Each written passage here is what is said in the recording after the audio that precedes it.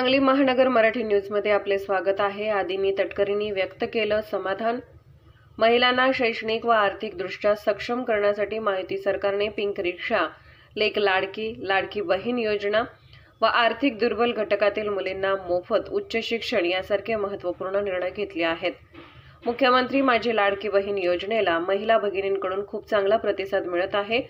त्यामुळे सरकारच्या उद्दिष्टानुसार 2.5 कोटीहून अधिक महिलांना या योजनेचा लाभ मिळणार असल्याचा आनंद व समाधान राज्याच्या महिला व बालकल्याण मंत्री आदिती तटकरे यांनी व्यक्त केला आहे। SM मराठी न्यूज सांगली संपादक प्रकाश लोंढे।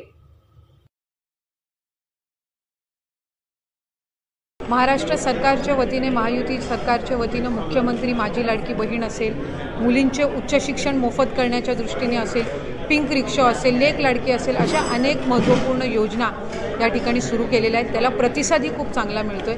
खासकर माझी लाडकी बहीण या योजनेला खूप उदंड असा प्रतिसाद मिळतोय आणि 15 दिवसापूर्वी याचं रजिस्ट्रेशन आम्ही सुरू केलं आणि आजपर्यंत 62 लाखापेक्षा अधिक अर्ज हे विभागाकडे प्राप्त झालेले आहेत। माझी खात्री आहे की साधारणपणे जे विभाग म्हणून किंवा सरकार म्हणून जे आमचं उद्दिष्ट आहे की 2.5 कोटीपेक्षा जास्त महिलांना या योजनेअंतर्गत लाभ मिळणार आहे। त्यामुळे निश्चितपणाने या गोष्टीचा सुद्धा आनंद आणि समाधान या महायुतीच्या सरकारमध्ये एक महिला मंत्री किंवा एक